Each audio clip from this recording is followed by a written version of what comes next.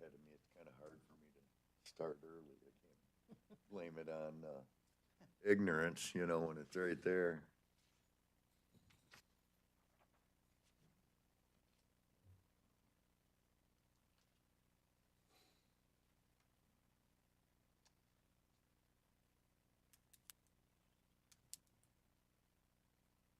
I was hoping you were going to speed up the clock. I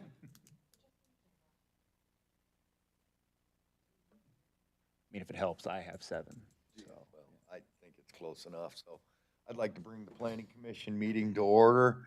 Could we please stand for the pledge of allegiance? I pledge allegiance to the flag of the United States of America and to the republic for which it stands, one nation, under God, indivisible, with liberty and justice for all. Thank you. Could we please have the roll call? Scott Hansen. Here.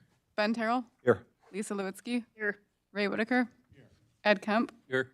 Tim Catron. Here. Zachary Dillinger. Here. Frank Holmes. Here. Brian Ross. Here. Thank you. Have the proper notices been posted and sent? They have. Thank you. What are your wishes for the agenda this evening? Move the agenda. Support. We have a motion and support to approve the October 1st, 2024 minutes, agenda. Any discussion? Seeing none, all in favor, say aye. Aye. Opposed, the same. Next, what are your wishes for the August 6th minutes? Move it. Support. We have a motion and support to approve the August 6th, 2024 minutes. Any discussion? Seeing none, all in favor, say aye. Aye. Opposed, the same.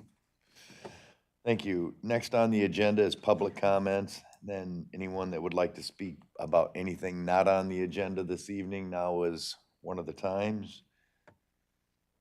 Okay, seeing none, we'll move into conditional use permits and DCAs. And when you get a chance, staff, could we have the staff report on CU-10-2425, please?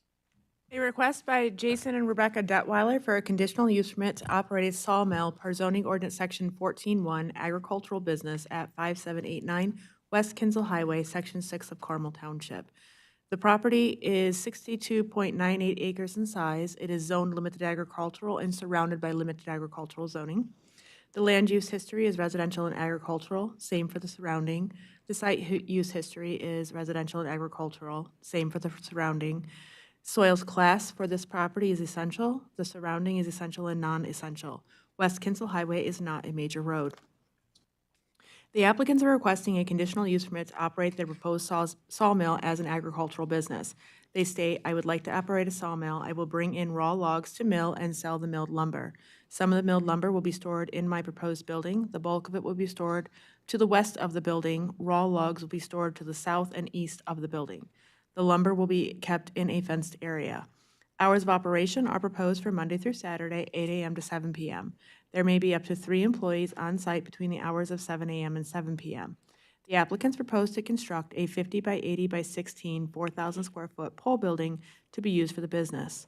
The applicants state they have a private pond located on the property. In addition, the Tice drain is located on the east side of the property. They state the existing well and septic will be used. Employees may use the restroom inside the house or the provided porta potty. They state solid wood waste will be banned and sold or used for fuel in their wood burner. In addition, the sawdust will be bagged and sold. Applicants state there's an existing driveway to the property. It is not paved and does not have curb and gutter. Anticipated traffic to the site is 4 log trucks a week and 4 personal vehicles a day. Parking is proposed for 3 vehicles. The parking area will not be lit or paved. Supplies will be brought to the site by 1 semi-truck eventually and 4 light delivery trucks. The applicant states this request should be granted because the proposed business meets the requirements of the zoning ordinance. The business allows me to work from home with my children. I believe this business fits with the rural community. The application was sent out for site plan review.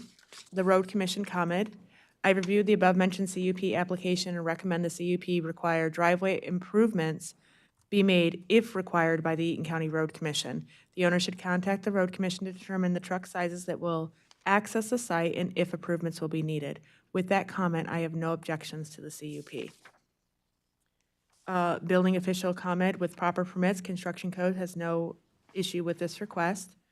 The Berry Eaton District Health Department approved the request. The Charlotte Fire Department commented, "We have reviewed the minor site plan review request for Jason and Rebecca Detweiler to operate a sawmill on their property. We do not have any issues with the proposed business or the application." The Eaton Conservation District commented, no comment, and Carmel Township approved the application. The 9 surrounding property owners were notified by first-class mail. No responses were received. Included in your staff report is section 14.1, agricultural business of the zoning ordinance. The property is master plan as agricultural preservation. The definition, intent, and location criteria for that is also included in your staff report. Staff comments, an agricultural business is permitted in a limited ag zone district with a conditional use permit. For clarification, the applicants have already obtained the required building permit for the proposed 50 by 80 by 16, 4,000 square foot pole building. The only remaining required inspection is the final building inspection. All other inspections have passed. Per section 14.1.3b, there shall be no storage of dust-producing materials within 100 feet of any property line or right-of-way.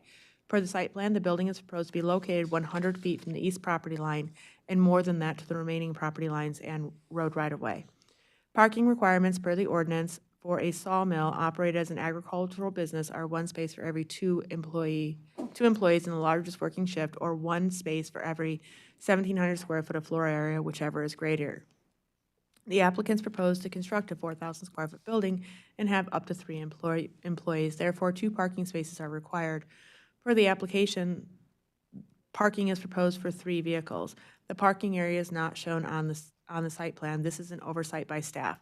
The Planning Commission may wish to require the parking area to be shown on the site plan. Signage for the business may include 1 24-square-foot sign with a maximum height of 8 feet. Per staff's conversation with the applicants, they do not wish to have a sign for their business. The Planning Commission may use section 9.3.6, see page 2, and 14.1, see page 2, included in the staff report to determine if the business meets ordinance requirements and what, if any, conditions may be required. Staff has reviewed the site plan per zoning ordinance section 8.4.3 and has determined that once the parking area is shown on the site plan, it is complete for this application. I would encourage the Planning Commission to, when discussing the application, to consider the Road Commission's comments. Mr. Matt Hanna did call me after he sent that site plan review response. He intended to go out and look at the driveway himself. He wasn't able to, and he thought this was the best way to handle it. And that completes the staff report. Any questions?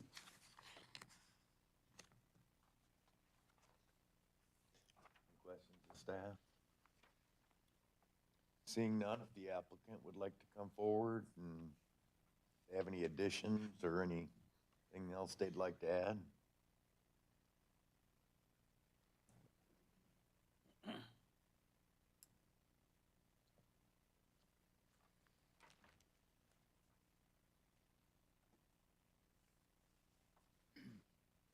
I don't really have anything else to add. I mean, if you guys got some questions or whatever, I can answer those if there's anything that hasn't been explained on what you just read off. Are there any questions for the applicant? Sure, Ben. So it sounds like there was some confusion on the parking lot. Where are the parking spaces going to be on the map? The parking space would be, I didn't bring my paper up here with me.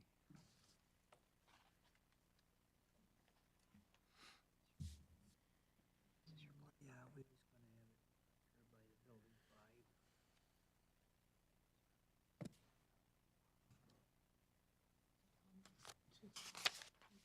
5.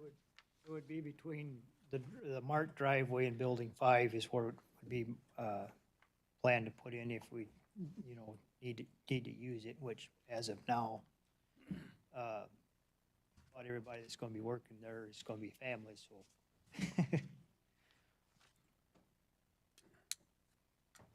Sure, Tim.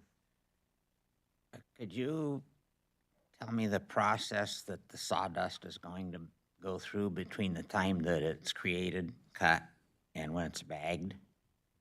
In other words, will it be stored on site? Is it bagged immediately? That kind of thing. As of right now, it'd probably just be stored on site, just piled up outside. Till we, we're still getting everything situated, so I don't know if we'll have it set up right away to bag it immediately when we cut it. Okay. Then will it, I've not been around like big piles of sawdust before. Does it create a lot of dust and stuff in the air? Does it pretty much stay in the pile? It pretty much stays on the pile. If you get a real windy day, it'll, kind of drift off of it a little bit, but not very far. Okay, thank you. Any other questions for the applicant? Okay, thank you, sir. Is there anyone that would like to speak in favor of the application? Anyone that would like to speak in opposition? Seeing none, we'll close the public portion of the hearing and deliberate amongst the commissioners.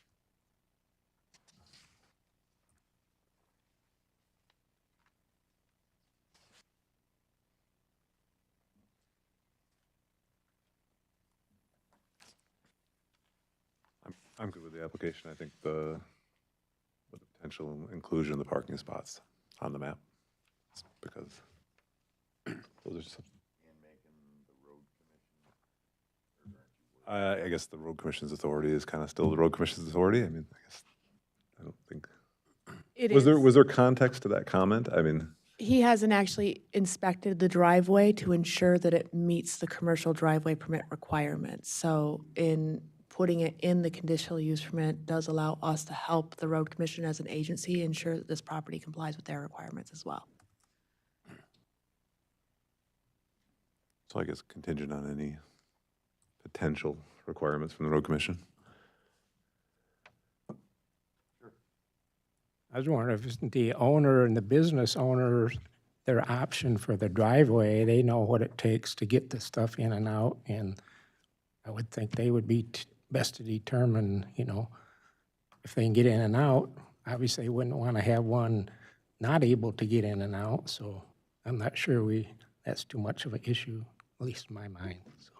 I don't know that it's the egress and stuff. I think it's more runoff and how the driveway is positioned and stuff. The width of a driveway for semi-truck traffic, for example, is going to be different than the width of a driveway for a passenger vehicle or a buggy, if you will. So this was the most passive way that Matt Hannas, the engineer from the Road Commission, could approve the request, but still ensure that the Road Commission requirements were complied with. But your point's well taken. Yeah. I mean, if he wants a semi to come in, he's gonna have a driveway that can come in. It's like, kind of no-brainer for me, but.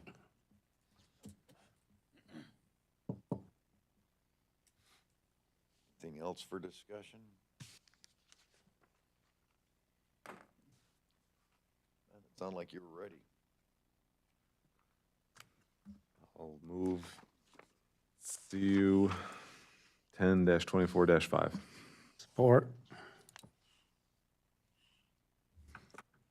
With the condition of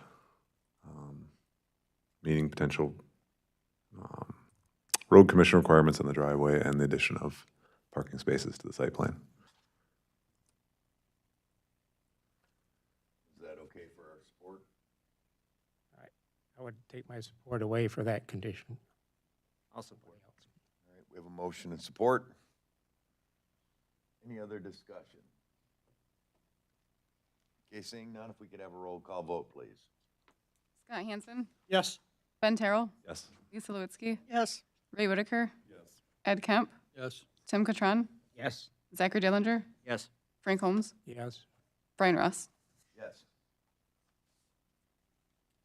Mr. Detweiler, your conditional use permit application has been approved. You do have to meet the road commission requirements, and I will have to have you come in I'll just simply have you draw on the existing site plan where those 3 parking spaces are going to be located. When you come in, I'll see if I can't set up a phone conversation with Mr. Hannas and yourself and myself. Okay? Thank you. When you are ready, if we could have the staff report on CU-10-21-8.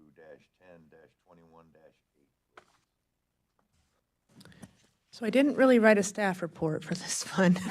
I did a memo instead because none of the conditions of the previous staff report have changed.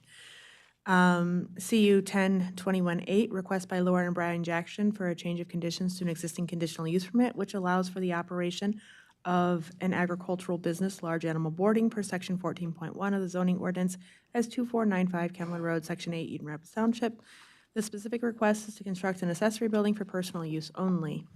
Attached is a staff report for the above-mentioned application from June of 2024 and the new application with the new site plan.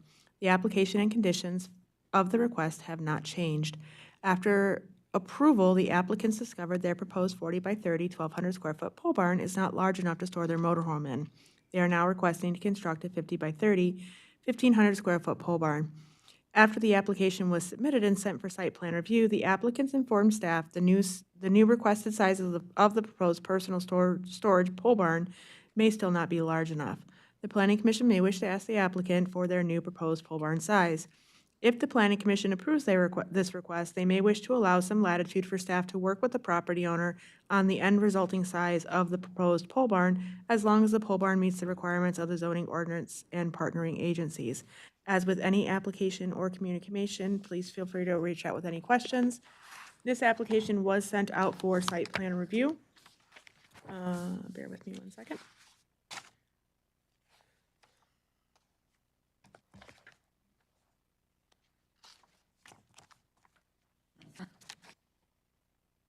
Eight surrounding property owners were notified. There were no responses received. All of the same partnering agencies, Health Department approved, Eden Rapids Township approved, Road Commission approved, Eaton Conservation District had no concerns. In the Drain Office, their comment remains the same. A soil erosion permit may be required for the pole barn construction. Please, plan review by Soil Erosion Sedimentation Control Agency will be required. And that completes the report. Any questions of staff?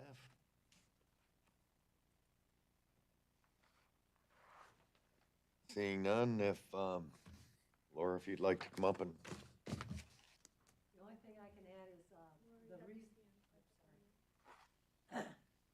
The only thing I can add is, the only thing I can add is the reason we came back in for a different size is because I'm stupid. I didn't measure the motorhome right. Then my husband told me it needed to be 32 wide to save waste, 8 foot something. So we want to go 48 by 32 to save waste. I have nothing else to say other than it was my stupidity that said 30 by 40, it sounded right, and I didn't ask my husband, and then I got yelled at. Do you have any questions for me, y'all? Remember, I'm stupid, okay? So that's the size you've settled on then, the 48 by 32? That's the size he settled on. Sure. Uh-huh. Okay, that's, all right. He got together with the contractor, and they said, let's do this. Okay. I take care of paperwork. Understood, thank you. Any questions? Should we say something like 48 by 32? Yeah, that's the, Pending getting a final with Brandy and your husband? it better be final, that's all I got to say. Because then I won't be stupid, he will. Any other discussion? Seeing none, we'd entertain a motion. Make a motion that we support CU-10-21-8. Sport. Motion support. Any discussion? I guess just a question on the original conditional use permit, the last page here, it says that it has to begin to be used within 6 months, meaning December 4th, 2024. Would that condition still apply to this new building? And if so, that doesn't give a lot of time to build. So the 6 months Okay, 6 months would begin today, and they just have to apply for their building permit. okay. Also, I have no faith in that final number that she gave you. So if the planning commission does choose to give some latitude, because it's a personal use barn, that would have to be made in the motion. Oh, please put it in motion. Well, I'm not sure how to word that. Motion and support. Any discussion? Yeah, I think we should include the flexibility, but I don't know how to word it either.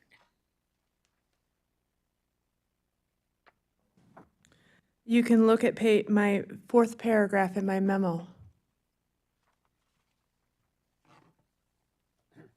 Yeah.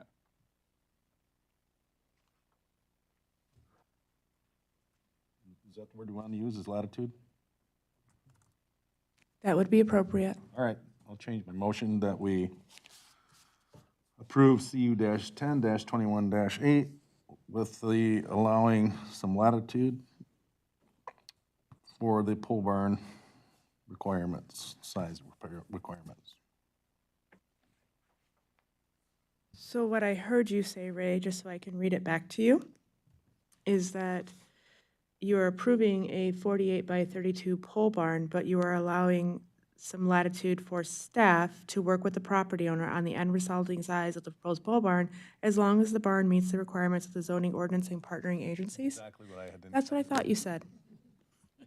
Way to go. Well said.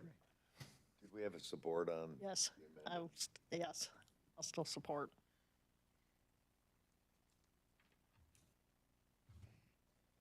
Any other discussion? My only thing is I'm a little bit concerned giving latitude where we haven't generally in the past. I don't know that is a precedent I like.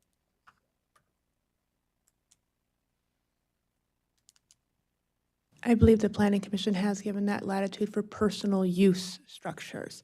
They have never given that latitude for something that, it's tied to an actual business operation, but the planning commission has given that latitude in the past for personal use structures on a property where there's a CUP.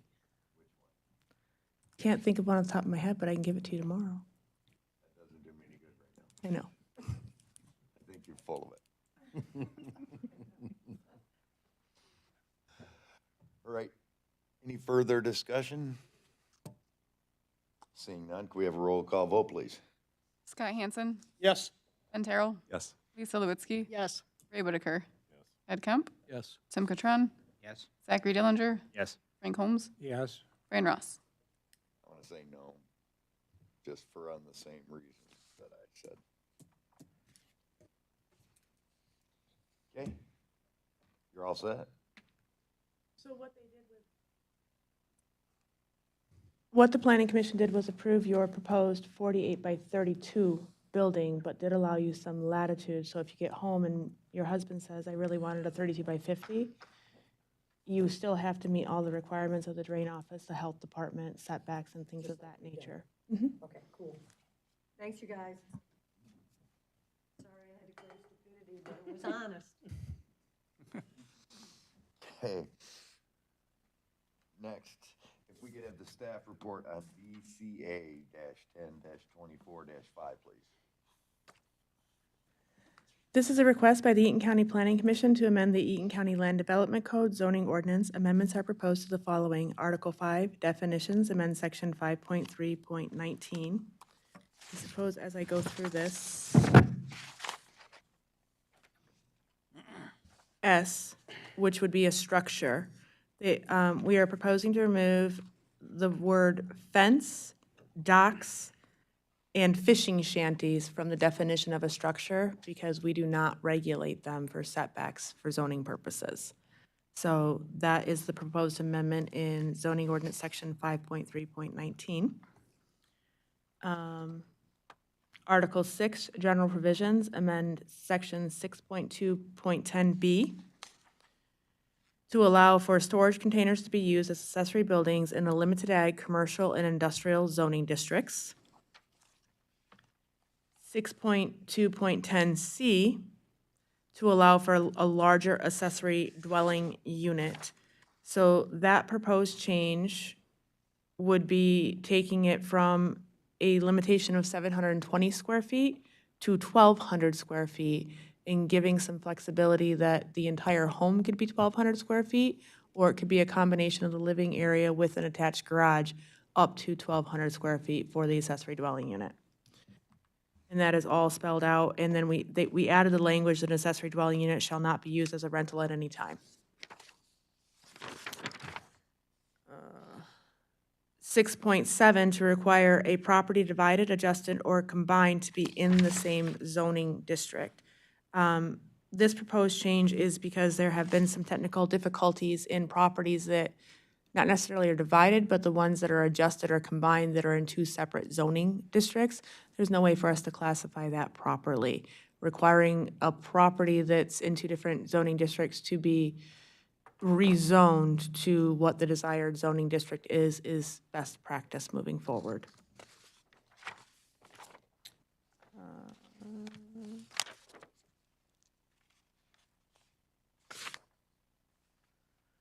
Proposed change to section 7.4A1, 7.4B1, and 7.4C1 to include the dwelling before unit, which is in line with the actual definition. So what we're referring to are the definitions of low-density, medium-density, and high-density residential. Currently, it says how many units per acre, but the intent is a dwelling unit per acre, and a dwelling unit is defined within the zoning ordinance. Proposed change to section 7.4C3 to remove rental storage buildings as a use allowed by conditional use permit. That would be removing it from the high-density residential zoning district. One, we don't have any properties that could comply with the requirements of a rental storage business on them. Proposed change to section 7.7, table A, to reduce the minimum square footage required for a principal structure. This kind of ties in with the accessory dwelling unit. Over the years, we've had a lot of requests for tiny homes, or a lot of requests to build an accessory dwelling unit prior to the principal structure. So we're proposing to reduce it from 720 square foot for the minimum square footage and put it at 350, which is also the minimum square footage for an accessory dwelling unit. That allows a family that's bought a property here in Eaton County to build a smaller home first. And then if they choose to build their bigger principal home, they could then call that their accessory dwelling unit, apply for it, build their bigger home. The other item that we removed is, it says 720 square foot on the ground floor. We've recently had some requests to have the living space be on the second floor and the garage on the ground floor. So any structure proposed of that nature would not comply with this requirement. So removing the definition, or removing the ground floor requirement is also in here.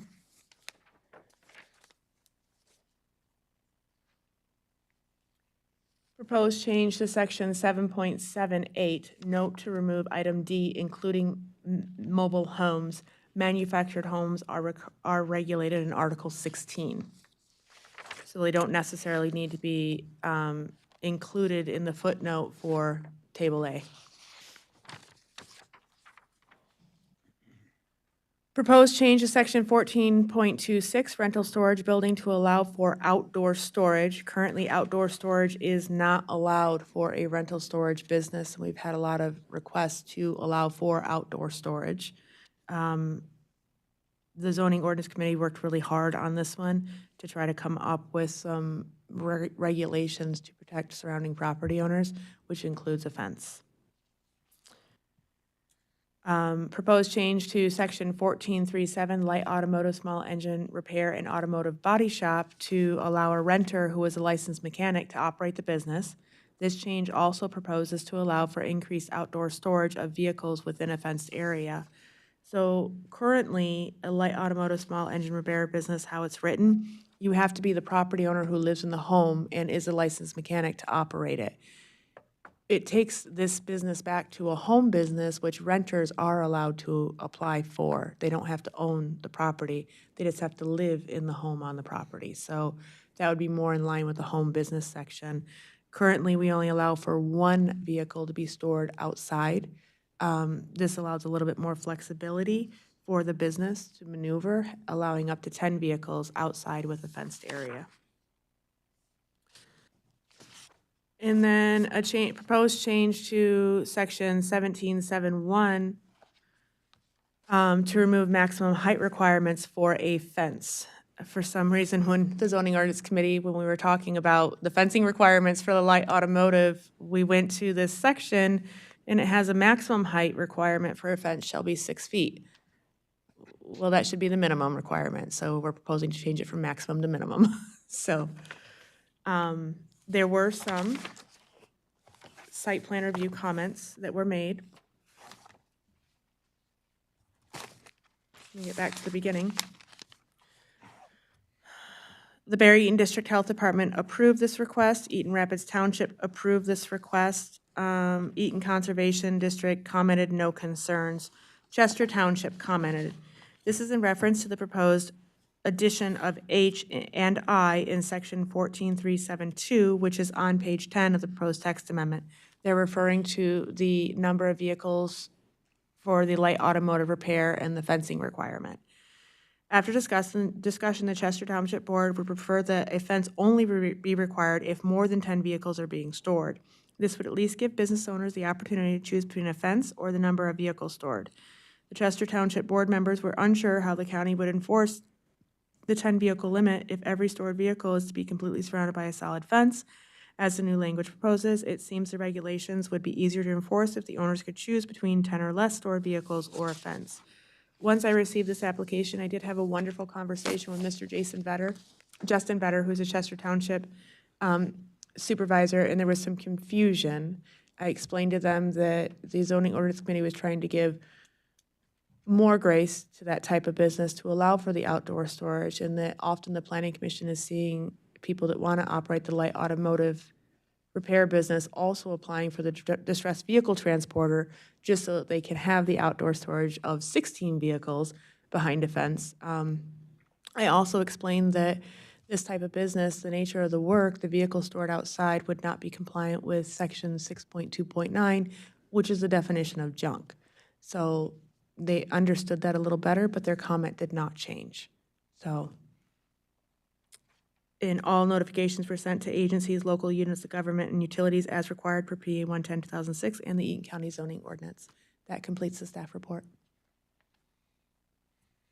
Is there any questions for staff or any of us that were on that zoning ordinance committee? I just wanted to comment that on 6210C, where you restricted the dwelling where it can't be used as a rental at any time. It's pretty restrictive. I mean, just in case you needed to house a parent or something, you know. So an accessory dwelling unit, the purpose of it is to house a relative, whether it be your cousin, your aunt, your brother, your uncle, your grandparents. That's the purpose of it. That's what I mean. So it can't be used as a rental to the general public. Would they be allowed to get another separate address for that? Because that's kind of, Yes, if an accessory dwelling unit is applied for, there is a second address Okay. issued on the property. well, we're good then. All right, I got nothing. Anybody else have any questions, concerns? Seeing none, can we have a roll call vote, please? Scott Hansen, Yes. Ben Terrell, Do we have a motion? sorry, Oh, I'm sorry. Do we not have a motion? Oh, I'm sorry. going with I it. thought we were in the, all right, I'd entertain a motion then, I'm sorry. Thank you. I'll make one. Approve CU-10-21-8. Is that the right one? Did we get a support? I thought I heard. Or, no, I'm on the DCA one. Oh, okay. Sorry. DCA, I make a motion to support DCA 10-24-5. I support. Do we also need to specifically address items A through D, I believe? No. Yes, please. On page 2 I withdraw my of the motion. staff report. I don't like the long-winded ones. I'll do it, that's fine. Find the notes here. All right. I move we approve DCA 10 24 specifically addressing the 13.6.1, item A. There are no identifiable conditions that have changed. It's just updating and maintaining the ordinance. There are no errors. Same answer. That's item B, updating and maintaining the ordinance. No precedents or possible effects, and no impact to the county or other governmental agencies to provide these public services, facilities, and/or programs. I see none of that. We have a motion, Okay. we have a motion and a support. Now, is there any discussion? Seeing none, can we have a roll call vote, please? All right. Scott Hansen, Yes. Ben Terrell, Yes. Lisa Lewitsky, Yes. Ray Whitaker, Yes. Ed Kemp, Yes. Tim Catron, Yes. Zachary Dillinger, Yes. Frank Holmes, Yes. Brian Ross. Yes. Thank you. All right, doesn't appear there's any PA 116 applications. Other business? My only other business is I've sent some emails to some of the planning commission members about citizen involvement applications. So if you've gotten that email, if you could fill it out and get it back to me, I'd greatly appreciate it. You are, yeah. Yes, yes, please. Does everybody need me to resend it? I didn't see anything. You already filled yours out. That's why. Is this the next term or? Yes, it's for commissioners that are expiring, so if you didn't get an email from me, you're fine. It's the ones that are expiring on the 31st of December of this year. I'm assuming you'll resend them out to everybody who did not see them. I absolutely will. Thank you. Any other business? I just realized I failed to send you guys our last month's Public Works and Planning report, so I will send that to you tomorrow. Our inspections for the department have been status quo. We still have quite a few enforcements. I have 2 court orders on 2 junk enforcements, one in Walton Township and one in Eaton Township.